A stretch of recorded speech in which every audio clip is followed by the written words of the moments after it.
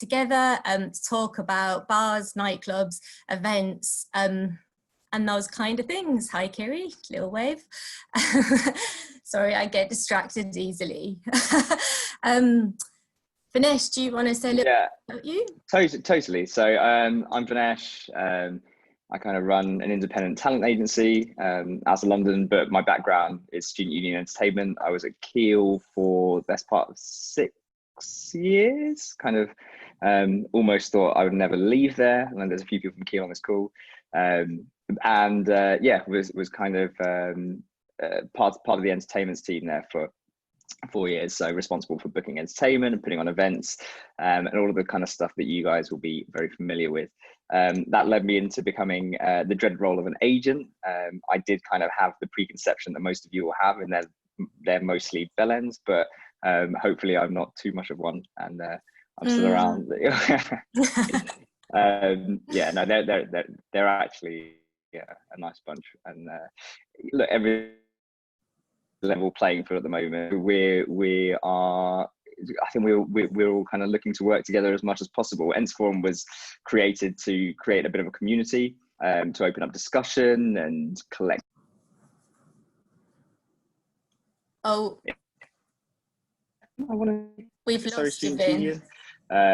And spanned. You've lost me. Am I still here? You keep freezing. That's weird. You're back. Just keep going.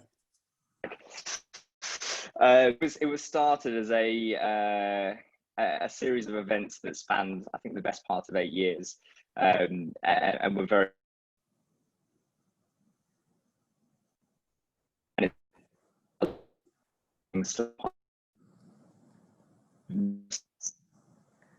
I think we have lost. Just as a bit of an open discussion, really pick up from where we last left off. Oh dear, Vin, you keep going on and off. We're missing like huge chunks of what you're saying. Vinesh, I've just paused your. Sorry, I've just muted you at the moment. If you turn your video off, we might have a bit more success in hearing you. I don't know if you know how to turn your video off. Sure. Can you hear me now? Yeah. Is that any better? Yeah.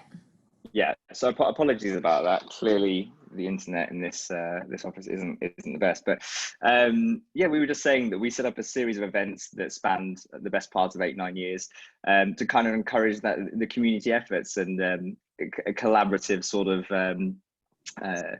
synergy, I guess, amongst what everybody was doing, from freshers to summer balls and everything else in between. Obviously, things have changed, and the challenge at the moment is to pivot in many ways. We hosted an online Ents Forum event, I think the first of which was about 8 weeks ago, Jade. Yeah. And the idea was to, again, just check in with everybody. I know some people are still furloughed or were furloughed at the time. And kind of get a grasp of what people were doing. I know a few people in this chat did online summer balls virtually, and some people are still talking about doing virtual events for freshers. But I guess a lot is up in the air in terms of what is going to be allowed, and a speculative sort of approach to everything makes things quite difficult to plan. So that's kind of really where we wanted to start today, just talking about how, I guess Jade's going to talk a little bit about what they've got planned as things stand, and open up a discussion about other ideas that may be possible, and kind of catch up with everyone, just really following on from our previous event online. Jade? Yes. Yeah, so we kind of were doing these every 2 weeks at the start of lockdown, but then I think it got a bit stagnant. There was not a lot that anyone could do. Like, we were all waiting for government advice, but I think now we have like a bit more information. People are actually starting to like make plans for freshers. I've not got any answers, and my plans are really vague. So I'm kind of hoping that some people that have got plans or have got ideas are going to share them all with us. I think we need some inspiration, or I certainly do. I'm not going to go on and on about what we're doing at Surrey, because I do too much of that. So I'm just going to talk for like 2 minutes about my plans. We did a survey to returning students to find out what their feelings were about coming back to uni. And I think the positive thing was that everyone does want to come back. There's not a lot of people that are talking about staying away. But what I found was really interesting is that they kind of were saying if we can't do physical stuff, then not to bother. Like they're not really bothered about virtual or online stuff. They want us to focus and prioritize face-to-face stuff where we can. So I'm kind of looking at doing activities on campus that obviously aren't going to be clubbing, but other sorts of things like outdoor cinemas, and we're lucky enough to have like a nice outdoor area on campus that we can utilize, maybe put a little bar there. But I'm kind of holding back in my planning because I still feel like everything's going to change again by September, and I don't want to spend a lot of money on putting everything in place to meet all the social distancing and then it all goes out the window again. So I'm kind of holding back a little bit.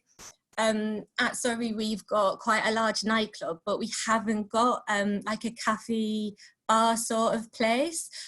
So we're going to look at turning the nightclub into a big pub and putting a food provision in there from kind of September to Christmas, with the hope that we can reopen in February. So I thought maybe as a starting point, we should talk about Freshers' Fair.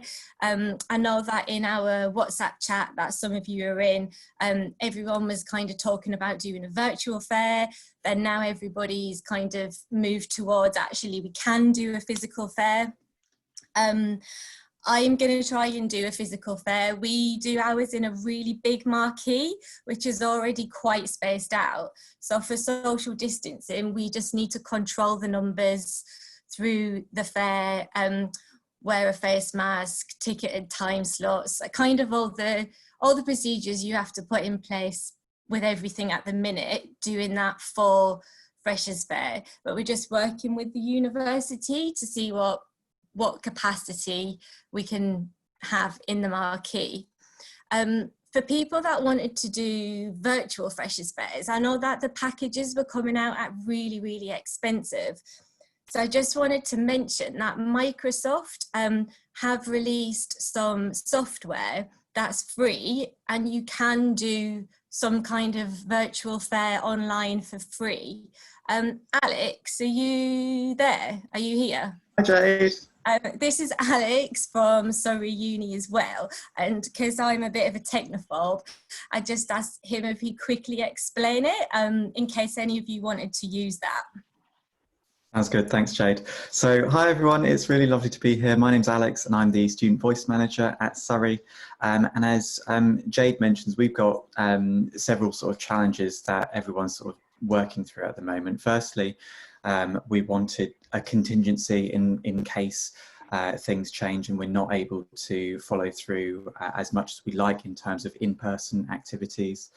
Secondly, for instance, international students or any groups that could really benefit from finding their tribe and meeting new people, but may not be able to join us in person. We wanted something for them. And of course, we needed it to be free. So I'm just going to give you a very quick demo of Microsoft SharePoint Spaces, which is new preview functionality from Microsoft that's available under a standard educational license. So many of you who fall under university IT support should have the ability to access this for free. And what SharePoint Spaces is a online virtual environment that you can populate yourself into a series of rooms. So let me just share my screen with you and I'll walk you through what we've got. So here, for instance, we've got our ball sports room for our fictional Freshers' Fair. And you can see here that we've just populated it with a few images. You can add some signage and text. These are links here. And you can also add in a video if you want. So here, for instance, this is a video from the dodgeball team that they put together to promote the society. And we've got these linking out to various bits of information. So for instance, for lacrosse, we can send them over to our own webpage where we've got the information on how people can get involved with lacrosse, or perhaps how they can join if we go over to the sports park web pages. And in terms of actually putting the space together, it is as simple as a few clicks. So if we go into the edit mode here, I've got an image set to go here, and it's simply a case of uploading. In this case, I want a photo for volleyball for a new stand, let's say. Upload that to SharePoint Spaces, and it will immediately put it in, and you can move any of these things about in different spaces. And what's really lovely is that you can separate it out into different rooms. So say this is our ball sports room, we can direct people to a separate room for our racket sports or for our water sports, etc., and load up a completely new environment for them. So that hopefully gives you a feel for what the platform itself looks like. It is fairly easy to use and straightforward, because we wanted something that was going to be very easy to navigate. And what we're looking at doing just in terms of steps for the future is for, I've got it set up on football here, for instance. We wanted to be able to add some sort of sign-up functionality. So here we're sending them over to a form that we set up using Microsoft Forms, just so that we can grab their email addresses and subscribe them to newsletters. And for those of you who are particularly tech savvy, if you use Microsoft Power Automate, it would also be possible, for instance, off the back of a form like this, to add events into their calendars over those first few weeks or things like that. So it will depend very much on the amount of content that clubs and societies are able to share. But for us, that gave us a sort of a free platform where we could do something half decent and easy to use that would be a contingency if we needed it, as well as making things a little bit more accessible for anyone who isn't able to join us on campus. So if anyone's interested, you're very welcome to email me. I'll drop my email in the chat in just a moment. Like I said, it's preview functionality at the moment, so you may need to talk to your respective IT departments in order to get access to it, but it is included under a standard Microsoft Edu license, so you should hopefully be able to access it going forward. Thank you, Alex. Yeah, I just think that whether you are doing still trying to do a physical fair, it's really good to have something online as well for potentially students that can't come for whatever reason. And knowing that there is something available for free is quite important. So I just wanted to share that with you all. I think I've talked enough, I bore myself. It would be really nice if people want to share their ideas. What are they doing for Freshers Fair? Are people doing an online one? Are they doing a real one? Or in general, what kind, has anyone put a plan together? Speak to me. Just before we kind of just open it up, Jade, I was going to just say it's interesting, Yeah. sort of looking at the wide industry precedents that are being set at the moment and sort of how they've fared. I think a lot of people have sort of tried to jump in, and I think there's been a lot of goodwill to kind of find entertainment solutions, and they've inevitably had mixed experiences for a number of reasons. And I think a lot of people would have seen the efforts by Live Nation to put a series of car park concerts on, and there've been a lot of similar cinema events. And we've spoken about why they've struggled. I don't know if people have seen, but Live Nation have now cancelled all of their car park concerts as of, I think, and he cited localized lockdown. I think a potential lack of appetite has been speculated as to being a major contributing factor, despite the fact they've got a very major sponsor on board. And I think there are a number of reasons why that hasn't necessarily worked. I think. Vic, put your camera off. You're breaking up again.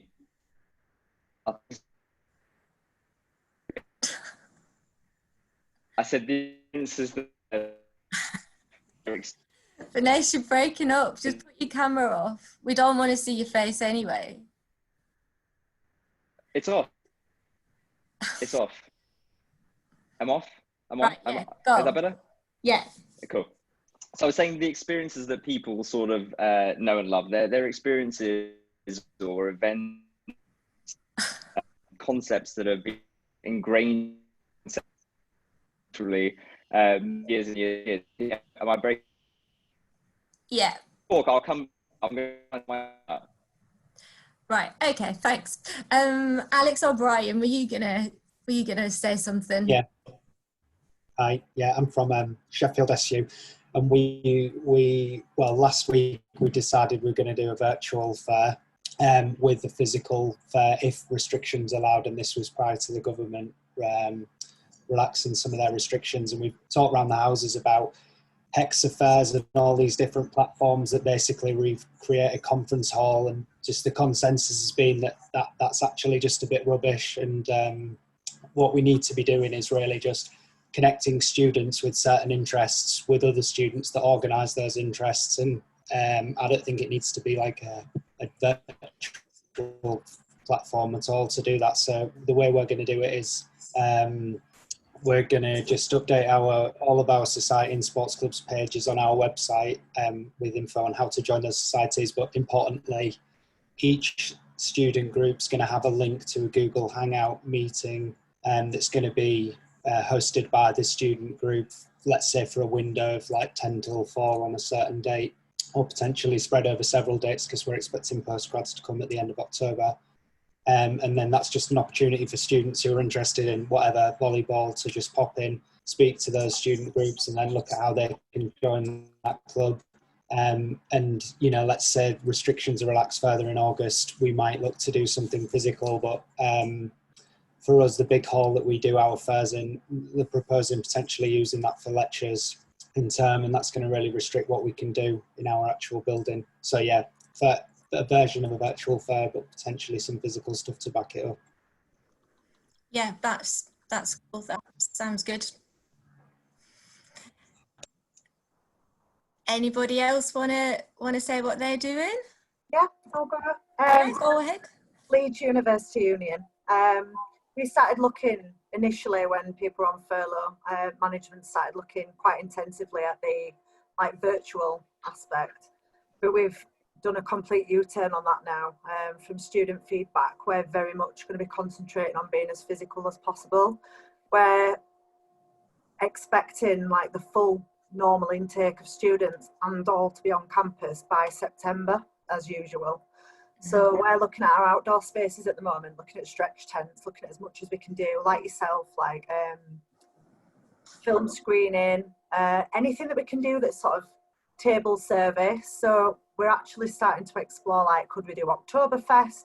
We're extending our freshers. We're going to have an initial couple of weeks that should be a little bit more intense to the commercial side of it.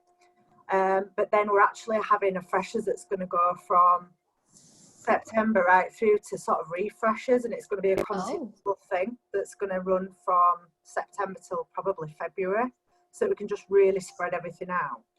The activities, the clubs and socks, they're going to be pretty much virtual. They're not keen on trying to get them in to do a physical freshers because they just think trying to give everybody the space that they need, it's not going to be possible. So they're going to do that virtually, but then they're going to be dropping sessions. So we're going to have a space outside that's dedicated for them to book out. So if they do want to do any give it a goes or anything like in an outdoor covered space, and as long as it's covered, we're hoping that we can extend that through a little bit longer to give them more of an opportunity. So yeah, we're very much going physical route as much as possible. Obviously now with the new announcements, we're looking at what indoor events we can do in some of our spaces as long as they're seated. Because I think, is it by August that we're hoping that we can have like music and it's not going to be a restriction on the volume and things again? I think that seems to be the way it's sort of going. Yeah.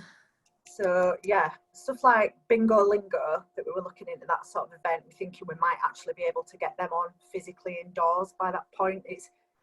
We're testing the water with that yet and focusing outside at the moment because we know that outside's doable for now. Yeah. Yeah, we're just extending freshers is how we're sort of approaching it to spread it over a longer period of time, see if we can do a little bit more out there. Yeah. Cool, thank you. Phil, Reevy? It was just a quick question for everyone. Obviously, we've only got 25% of students coming back for the first few weeks. So I've been doing my head in on what to put on. And I know I'm in the phase going, what's the point of putting anything on for 25% of students? I just wondered if anyone's in the same boat, or have you all got like 90% to 100% capacity coming back in September?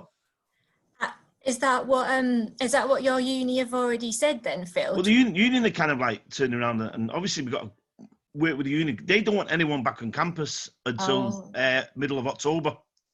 Right. So, and when they do come back in October, it's only 25%. And I don't see them changing anytime soon. I think they're being really cautious. I just wondered if it was the same for anyone else, and what you're kind of thinking about that. For us at Surrey, they're expecting a full cohort.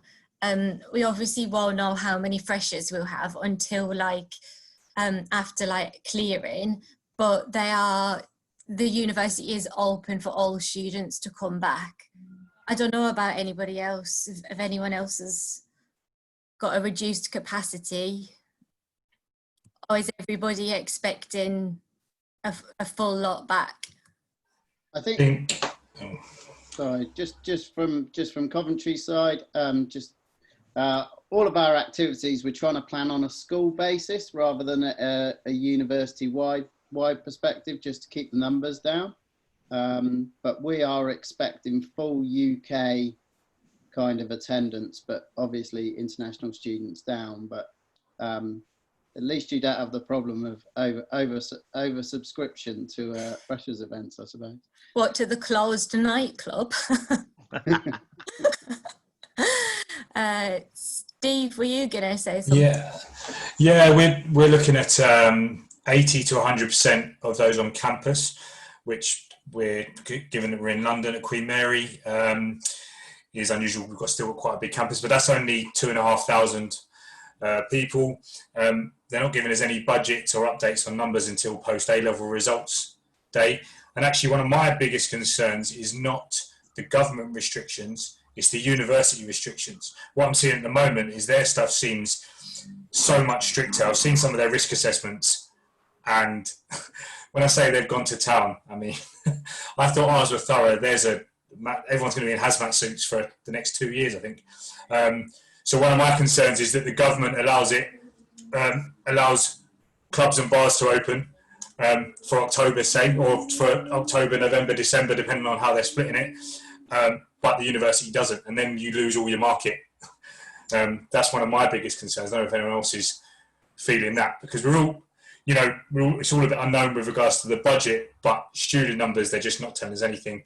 We're 62% international students normally. So I don't imagine that's going to be very high this year, but we're in a position where you're going to have to work so late.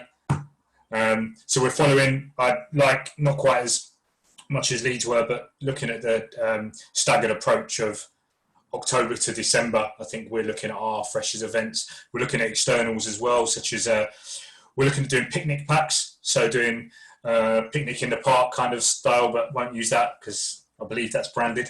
But that kind of thing that we can offer out meal deals alongside our shops. We're looking at our Comedy Central that we've had, the potential to do that outside, although that brings its own risks.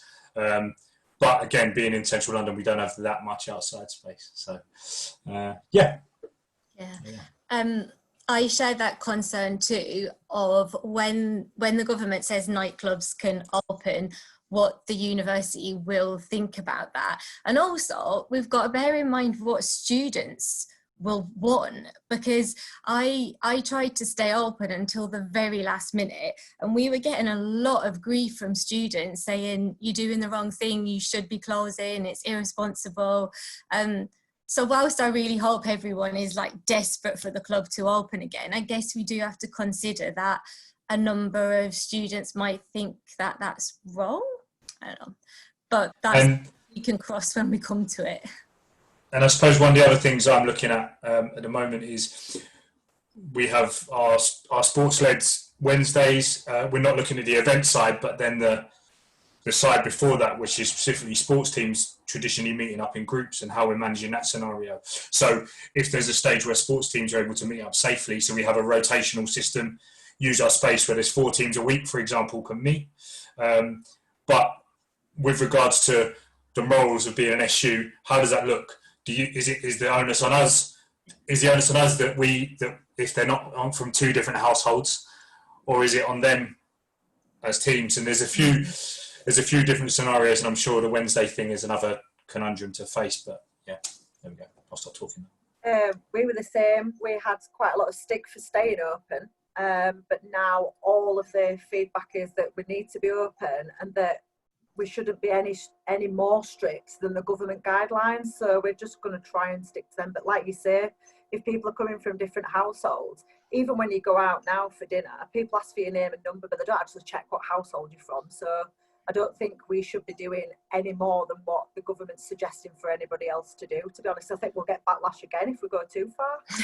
Yeah. I think we have got to think about what the university, because we all know, and there's no point of saying, oh no, we'll be really good at it. We all know that when people have a few drinks, they're not going to self-distance. Like, let's be brutally honest about that. So from a university point of view, I think we've got to think, how would it look if we were doing these events and bringing events in and bringing hundreds of people onto campus and people who are having a few drinks and there's a breakout, how, if the press got hold of it, how shit it would look for them as well. So I think, we've got to kind of like look at both sides of this a little bit. We're doing it to save our jobs and our careers, but obviously the university have got the reputation and they don't want kicking in the press, which will happen. Unis have got another challenge though, aren't they? Let's say, for example, unis, they say to me, I can't open our nightclub where I'm planning to do track and trace, temperature checks, all the things that you might do if you're going to open a nightclub in a new world. But if we don't do that and then students just do massive house parties that attract 300 or 400 people, there's a bigger risk there, much bigger. And then the press is still negative. It's University of Sheffield students have a COVID spike. I think and that should be our argument. As community manager, Alex, that's my responsibility if everybody's having house parties and causing trouble in the community. Can I jump in? I'm from Southampton, my name's Chris. Yeah. Hi, Chris.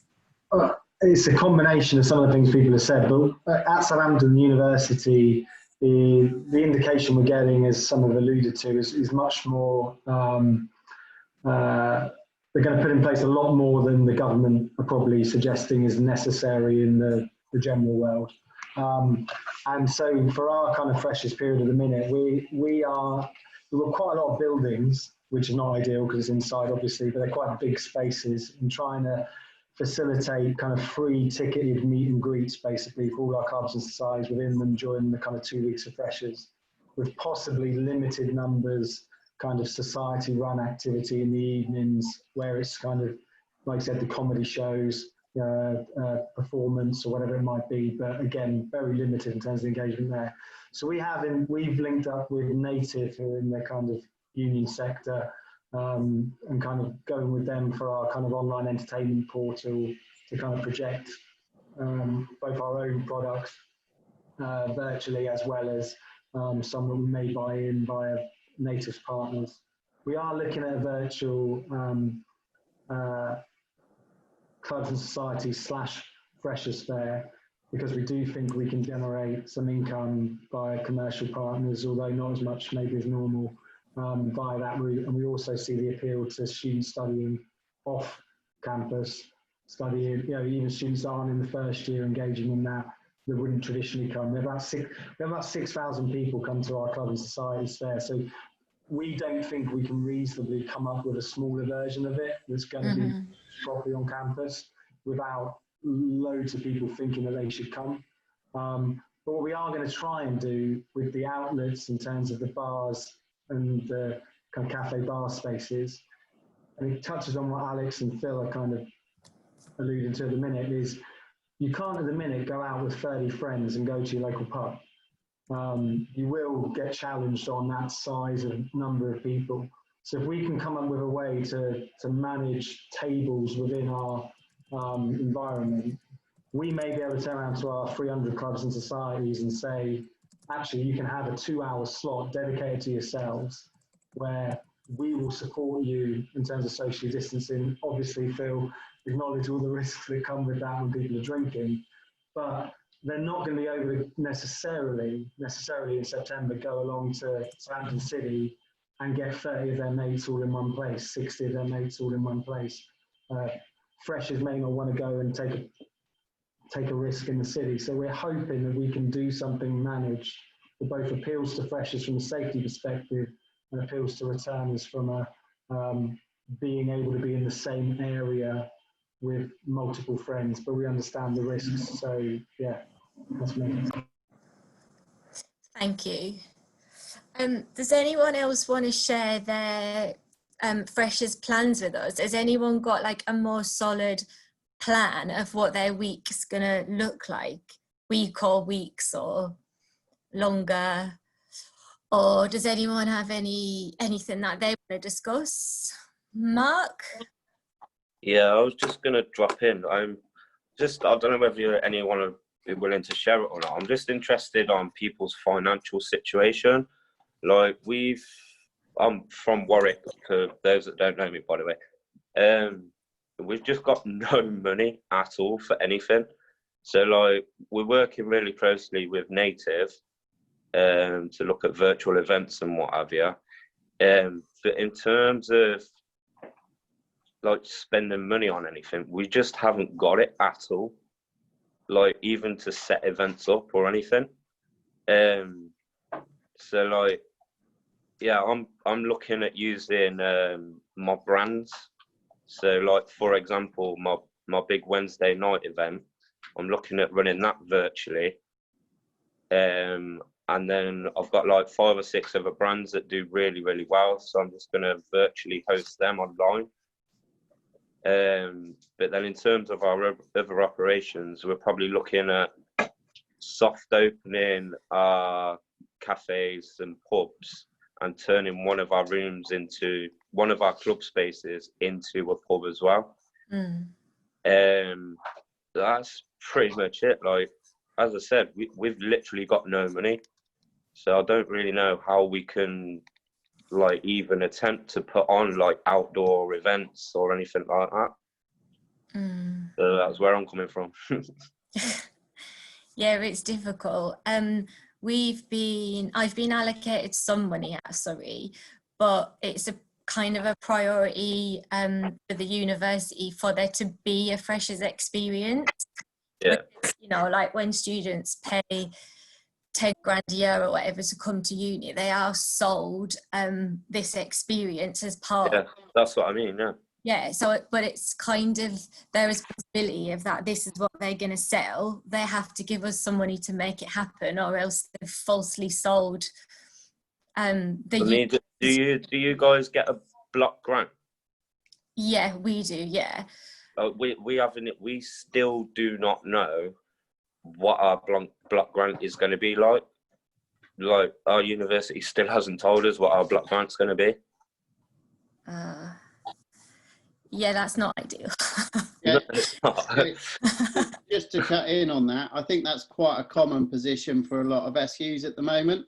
Yeah. So a lot of SUs aren't expecting to find out their block grants until probably October, November, once those student numbers are confirmed. Just one other thing that I'd just throw in there is if you don't have space to offer brands the opportunity to come in for Freshers Fair, why don't you try and partner with them on the delivery of the event? Say they're the sponsor of the event. I've looked at all like partnerships and stuff like that. So it's just what it is. We're all in the same boat, and it's just trying and trying and trying. Steve, did you have something to say? Yeah, Mark, obviously I spoke to you on Friday anyway, but I think one of the things we've noticed, you're talking about, like, you know, the university want a freshers event, and I think quite a few of the universities are now realising, hold on a minute, we've done all this health and safety planning, but we need an experience here. So we're now trying to use residences. So next week I'll be sending through a variety of different events that either they could charge for and we take the management fee of, or that we can just get a basic cost, or that they can fund in a different way, because we don't know our budget, we don't know what a block grant is either. So everything's been placed on different scenarios, whether we lead it, whether residents pay for it, and it's just another opportunity. In the same way with our medic side of our university, we're trying to team up with the guys who would normally sponsor the Freshers Fair, for example, and the same way you were saying about events, how can you tag alongside? But I think one of the biggest problems you've got if you just stick with virtual, and I don't know what everyone else's experience is, first off, particularly the nightclub events, I don't know how many you've been to, but I think it's really hard to make them interesting for more than 10 minutes. I think we're also looking at native, or I think we're in the meeting anyway, for that bit, because the interaction stuff is a problem that we, I think they'll do well at. I think that's a good thing. But I wanted to get people's views on like dual events, on the idea of doing things as a bit of both. So if you've got, I don't know if you've got comedy, what stops with virtual comedy, in my eyes, what stops someone just YouTubing their best gig? However, if you've got a bit of a mixture where it's actually something's being performed live in one of your venues and you can sell certain tickets which are spaced, whereas then there's others that are either free or at a cheaper level that are online. Because I think just doing a virtual event, it's very hard to get any money from it and to make anything from it. All it actually does is keep your brand going if you've got a long-standing brand. So I just wanted to see if anyone was looking at dual events. Yeah, we've certainly looked at that as well as an opportunity. Like you just said, stuff like comedy, could we put it on and have a price for physical presence, and maybe do like a table package on drinks or something, and then have like a virtual version of it. Yeah, so we've not looked any further than just suggested it. We've not got any further than that, but yeah, it's a thought. Yeah. I think I'm Callum, I'm from Leeds, I work with Debs. I think the key thing on the virtual event that we found is that it has to have some sort of buy-in. So we ran a virtual version of our club night, and it kind of developed from doing a virtual club night to actually having interactive elements. In our case, it was a quiz. Like people need some sort of buy-in, and whether there's an incentive like a prize, a quiz, or something to keep people there, because as the previous person just said, people will only just last 10 minutes, but we found with the interactive element, it did actually keep people's attention, and we were able to keep people on this virtual event for like over 2 hours. So I do think it's possible. It's just the hard part is kind of monetizing it, I think. If you're running the event just with the sole purpose of doing something nice for students or having like a well-being aspect, then I think it can be successful, but actually turning it into a moneymaker, that's a challenge that I don't think anyone's kind of quite resolved yet. I can jump in from Sterling. Sorry, I've not got my camera on because I look like a teenage girl today. Up in Scotland, obviously, we've got a lot more fun with licensing and everything as well, and obviously slightly different rules as we come out of lockdown in different ways from down south. But our big focus, and I think I put this in the chat, is we're really focusing on welcoming people back, and the community aspect of clubs and socks memberships and sports memberships. So our big focus is what events can we help them do over the week. So we do think I'll give it a go. It's kind of a try before you buy, where you can meet the club, see if you like the people, see if you like the vibe, try the sport out, whatever it is, and then buy your membership. So we're going to put together a massive calendar, and really helpfully for me, that's going to be the majority of my calendar for Freshers Week. It's going to be, it's all integrated into one big one. So whether I put in the chat, I've booked some alpacas. It's the only thing I've booked. It was actually just nice to put something down and go, okay, I've booked, they're in, which we do every year. They come to campus, it's outdoors, totally social distance, ideal. But that'll be then next to lacrosse, give it a go. So we're really focusing on what they're doing, and it's not, we're the same boat as, was it you, Mark, saying you've no money? We've always got no money, but we are not focusing on bringing in income from events this year. So I'm not going to be putting on anything that, I'm like, right, I've got to make X number of tickets on this. If I do get to open up the nightclub, I've got a, DJ and a theme night on standby that I might be able to do with limited numbers. But ultimately we're going to focus on, let's get people to make friends safely. Let's get them into our commercial outlets to, do the new ordering on the app and queuing systems and all that kind of stuff, and just try and say, hello, we know it's weird, but, we're here as your union and welcome. And obviously that is a bit of a financial hit for us, but there's not much else we can really be doing. Thanks, Lauren. For people who have to make money, so I'm kind of in the same boat as Lauren, as it doesn't matter for now, just concentrate on making sure freshers feel welcomed and have a good experience. But for people who have to make money, has anyone had any radical ideas? Nope. Make more money by closing. I've still got a jam-packed diary from September till Christmas in the Foundry, sort of 5 nights a week, because I think there's a good chance it won't happen, but I kind of didn't want to be in the position at the start of September where they go, right, you can open a nightclub now, and we had nothing booked in. So yeah, I guess Brave we're likely boy. to move it all to early next year, but well, we've got a lot of events, but pretty much all of our live programs moved to 2021. But I am interested to see if anybody else is thinking is there, or am I being mental? Mental. Is someone from Bristol here? Because I noticed they had a full lineup over weeks and weeks of like proper club night events, but in September. Wow. I don't know if they're in here, but that was, I looked at that and thought, wow. If anyone's from Bristol, speak up. I'm in Bristol. I'm from Bristol. Yeah, because I think if I announced it now, we've got some pretty big acts on that run of shows. I think if we announced it now, people would say, what the hell are you doing? It's really at odds with what the university are talking about. But I don't know, I've just got this feeling we're going to be doing club nights. If the university let us, I think clubs will be open this side of Christmas. I think it does really depend who you speak to, because some promoters I've been speaking to that we were originally going to work with in September, a few of them are confident that they can run seated, socially distanced events in our freshers, and they've already started booking events in their home venue. So I don't know where the confidence comes from, but if a promoter comes to me and says that, it does kind of make me think a little bit, well, you've obviously taken a risk yourself, so you must be confident that you can do this. So I don't know if it would be like an actual club night, but certainly some sort of event inside with music and alcohol could definitely be on the cards. I mean, if you look on like Resident Advisor, have got a good article which is like what is happening with nightclubs across Europe and the world for the next few months, and pretty much without exception, most countries are planning to have nightclubs open in the next 2 or 3 months. I don't mean like seated with 2 meter distancing. I mean, open with controls, maybe reduced capacities, but I don't know. I've got a feeling we're going to be open. I honestly don't think universities will allow it, because it all leads back to reputation if something goes wrong. Like, I don't think, especially at Warwick, I don't think we'd be able to get it past the university. Yeah. At the moment, that's the barrier, isn't it?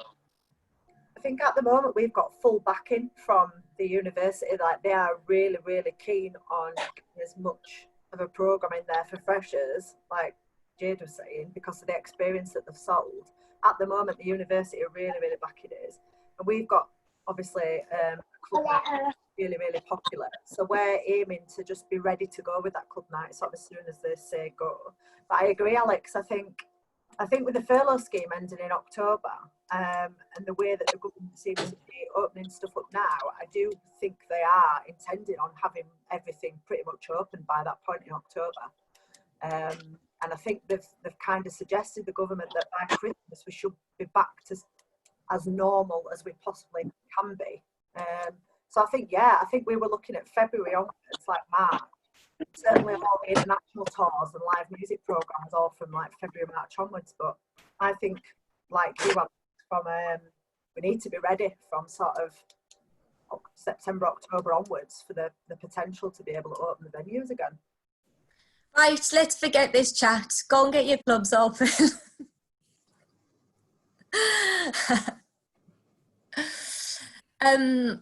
We've not got long left. We're nearly at the end. So is there any other like things that people want to talk about? Can I jump in on the chat that's happening in the chat in the sidebar? Yeah. So like Els just responded and said it's not Bristol that do it, like their union that do it. It's one of those local ones. Just a local promoter that's chucked something on, and they've of course got the national ones and everything.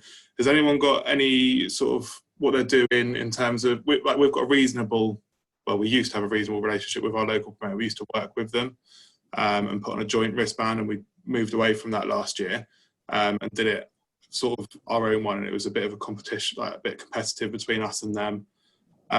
This year we've been in conversations to not work with them, but work in a way that doesn't directly compete with each other, and like almost share the load a little bit across a 2-week period.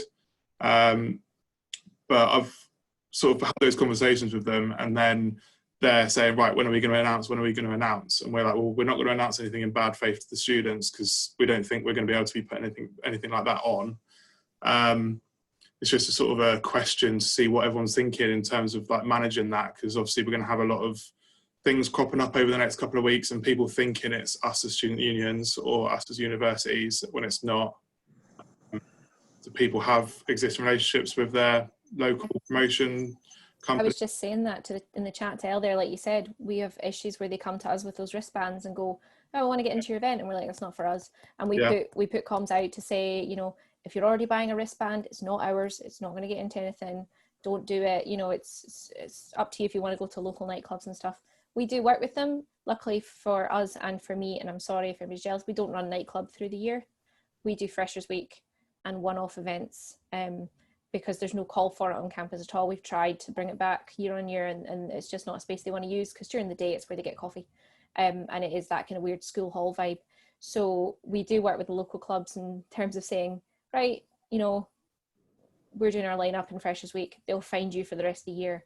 So we've got quite a good relationship that way, that we're like, hey, look, we have them for a week, that's it. But I've not seen a single thing from our kind of 2 local ones that we've got. Stirling's quite small. I think that the majority of them are still in furlough, so I'm surprised are they looking to reopen in a different capacity or change their space use? Or no, they want to chuck on a full schedule of events in September, sell a ticket for it. So. Good luck to them. Yeah, but I think it's just going to like leave students with an expectation that's not realistic. Yeah. And then potentially put them in a position where they've bought something, maybe can't get their money back for it. Yeah, I guess concern. And then of course, if we don't put anything out because we're holding back to see what's going to happen, and then some like local promoter or someone in town shoves out exactly what you said, start selling a wristband for a load of stuff in town that's not even going to happen, but everybody's hopes up, it just sort of makes the situation more messy, doesn't it? Yeah. We're just really honest and say to the people, you know, we've got your best interest at heart. Don't, you know, throw your money away on something you're not sure about. If you're ever unsure, you can, you know, drop us a message and ask about it without getting, you know, done for libel or something. But I kind of think some of the commercial managers can help you Ents guys out a little bit, you know, in terms of, obviously it's always been your job to drive people into the venues. I kind of think that some of the kind of bar managers and coffee shop managers and commercial managers can offer some sort of vouchers and discounts where it'll drive traffic to quiet times of day, where, you know, they give you a free coffee in the daytime and you do this and it still gets engagements, whether you want to sell that as a package for the half year, the full year. But I think, you know, your hands are tied as much as what they are at the moment. So it's down for other parts of the commercial team to help get people in. And if it's by giving someone a free coffee on a Wednesday or a bacon roll just to get student engagement, then so be it. I'm going to do it. I think there's a mixture of managers on the call, Phil. I don't think it is just Ents managers. Right, okay, sorry. But but I agree with what you're saying. I see a young team. I don't see any kind of, you know. Young? What? Well, ish.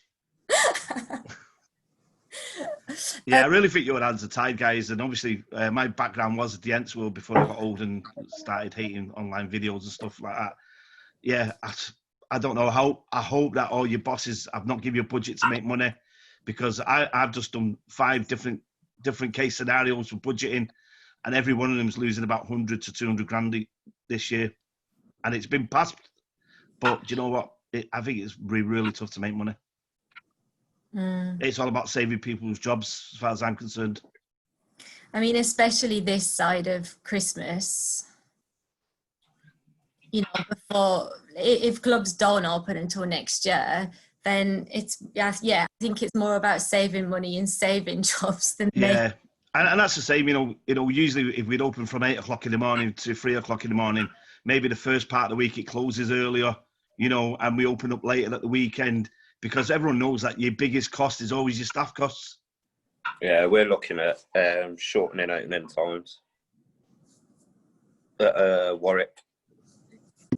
they're not open for as long to try and save on staffing costs, and also the amount of staff we have to use as well, because we're such a massive operation. Like especially with like national minimum wage going up and us having to meet it and all the rest of it, the like costs are stupid when it comes to staffing. So yeah, we're. I think it's everyone's just got a chip in, haven't they? You know, if you're an Ents manager or you've got a lampy or anything like that, and the lampy can serve a pint, getting behind the bar to save costs, Yeah, that's what we're staff doing. costs. I think It's just hands to the deck, and it's not a normal year. Yeah, And anyone in well, your team that's not willing to pull a pint or do what the job description doesn't say, sorry. Yeah, it's like I'm the venue and events manager, so like I do all the bookings and everything for the SU, and then help to run the events as well. I'm probably going to be for the next few months, like pouring coffees or something like that, just to try and save money on staffing costs, and then hopefully get back to normal next year. Wow, Is anyone hiring their volunteers this year? I'm not hiring my freshers team this year, because I've seen them. I don't blame you. I don't have enough for them to do, I don't think, and also I don't know how I feel about putting students volunteering, not getting paid, at risk by putting them into like event situations that should be staffed. You know, I don't know if anyone else has volunteer teams in Freshers Week, you know, like returning students and stuff, and if they're having them back.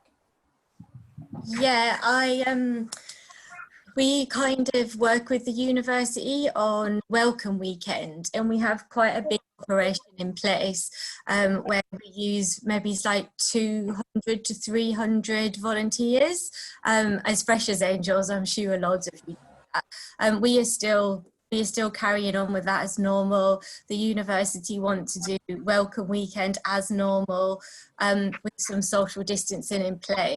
So I put the opportunity up a couple of weeks ago, and I did think like, oh, am I going to get any volunteers?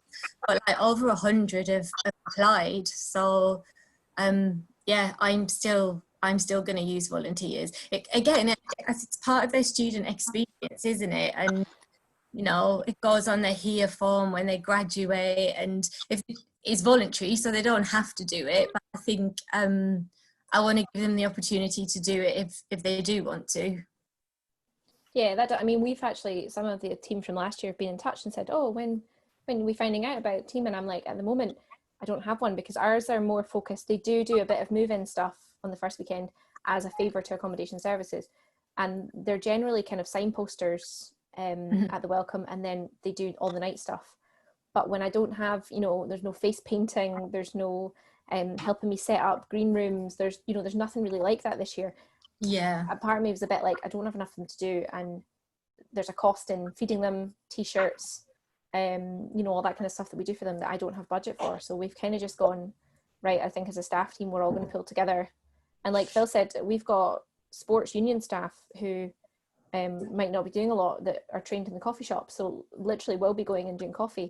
Like, I'm license trained, I'll be in the bar if we need me. It is going to be all hands on deck, from our chief exec helping out at the shop and all that kind of stuff. So it's just going to be really, really different, I think. Although I am kind of glad that I won't have as many like 4 or 5 a.m. finishes. I don't know if anyone else is feeling that. Yeah, that's the only thing. I think we need to take the positives from it, though. I think you need to take the positives from all of this. I mean, I don't know about everyone else, but it's been a really good opportunity to look at the efficiencies of the nights you have run and what is actually working, revisiting it. And when you're saying loads of people being cross-trained, sharing these ideas long-term, as long as you can take the benefits out of it. You know, 3-4 months ago, we didn't thought we could do all our meetings via Zoom. But actually now, for some people, working a day a week at home, even long-term, is realistic goal, you know, and it's changed the way we're offering. I think with regards to the events, people are going to up their food offering. We've gone from, how many of us are going to look at mobile apps a year and a half quicker than we probably would have done because we've been forced to. So I think there'll be a lot of good things with regards to our service as unions overall. And I think the sharing with the Ents teams, and I know Native are doing it, but other people are. I'll be looking, you're talking about promoters, John was about, in London, we've got 3 really big promoters that all have the official events that aren't official. But my response to that will be to join with the London unions to try and do our own, so we can have our own package long term. And this kind of thing is exactly what it should be for. You know, sharing, whether it's PAs, whether it's different clubs, you know, etc., etc. So I think fingers crossed, provided stuff gets back to normal-ish by January. I think if we get through this bit, it's going to have a lot of positives as well. Sorry for the speech at the end. Well, that was lovely. You've finished it off nicely for me by saying we should take away the positives. We are at the end of our session. Would people like to have another session again in a few weeks? Just nod or write in the chat or something. Yeah. Okay, so maybe in a couple of weeks' time, we'll just meet up again and see where we're all at and how we're progressing. There is an Ents Forum Facebook where I usually post about the events, and there's also a WhatsApp chat where we usually just continue chatting casually about bits and bobs. So if anyone's not in that and you want adding into that, I've put my number in the chat. So just let me know and I can add you in. Or actually, I should give you my email address. Sorry, I'm just going to write it in as well. So you can contact me. Cool, there we go.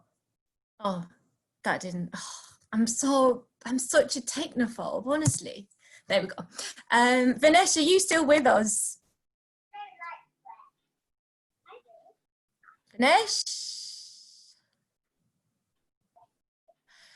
Maybe not. Okay, cool. Well, thank you all so much for coming, and yeah, I'll let you know about the next event in the coming weeks, but let's keep chatting in the WhatsApp and we'll get there in the end. I've got a question. Oh, one more question. When is the Ents SU Forum piss up? Wait, we're allowed to go out drinking now, yeah? Socially distanced, of course. Socially distanced. Okay, I'll put that one in the diary maybe for like August. I'll just bring your beer to the next Zoom call. Right. Thank you, everybody. Bye. Cheers, guys. Thank you. How do I leave this thing?